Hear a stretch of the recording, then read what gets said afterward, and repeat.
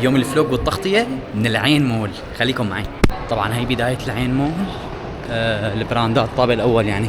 طبعا أنا متوجه على الطابق الثاني، بدي أروح لعند براند فورليس، بدي أطلع آكل بالطابق الثالث. خليكم معي مثل ما انكم شايفين. طبعا أحلى شيء بالعين مول هو تقسيمته. خلاص معروف الطابق الأول فيه عطورات، بخور كذا، الطابق الثاني ممكن لاقي كانون، شرف دي جي بجيب معداتي من عندهم، والطابق الثالث أكيد للمأكولات. طبعا أول شيء الأستاذ أحمد بحب التفتيق، فات على محل التفتيق أخي. تعال محل موسيقى.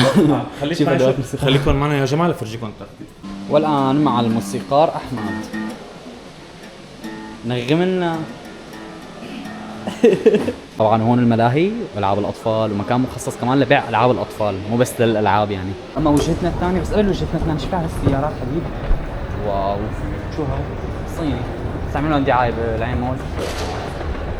حلو حلو. السيارات الصينيه عم تكتسح السوق والله، وعندهم يعني مقومات صراحه تنافس وبقوه. فوجهتنا الثانيه هي براند فورليس، حابين نعمل هيك جوله. طبعا جاي اخذ شنطاي لللابتوب بس. واو حلو. واو هي الشنطة كتير عجبتني، وفي هي كمان حلوة يعني. طبعا الشيء اللي نجي مشانه على براند فورليس هو الأحذية، يعني تشكيلة الأحذية دائما بتكون متميزة عن السوق كله. أحمد عم تقول لك كلوزنج تايم بدها تسكر. طبعا أهم شيء خبر كتير حلو إنه عم ينزلوا كولكشن جديدة اللي عم يعبوا الستاندات، فاللي بيجي بكرة أكيد حيلاقي بضاعة مليانة ببراند فورليس وشي مميز. عليك بالعرباية عم تجرها وتنزل بضاعة جديدة على براند فورليس، فاللي بيجي بكرة أكيد حيلحق بضاعة كتير حلوة براند فورليس. وأكيد هذا المكان كل العالم تعرفه، مكان التزلج بالعين مول، يعني أشهر مكان أنا بظن.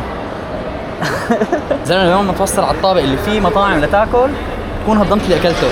واو كتير رجعنا ولسه في قدامنا طابقين لنوصل، واخيرا وصلنا على ساحه المطاعم. برجر كينج طلع مسكر، فوجهتنا الثانيه على البيك، وحتى البيك كمان طلع مسكر. واخر شيء يا صديقي بدي خبرك انه بس بدك تفتح بزنس كمان فكر انه تفتحه بمول، انه في رجل دائما بالمول، دائما في عالم عم تجي على المول عم يتسوق وكذا. يعني انت بدون ما تعمل تسويق، صح انت بحاجه تسويق، بس بدون ما تعمل تسويق في عالم حتدرى عنك، لانه هي عم تتسوق بالمول، فحتشوف البراند تبعك وتجي لعندك تجربك. فكمان من المحتمل انه بزنس بقلب مول يكون ناجح 100%. سلام.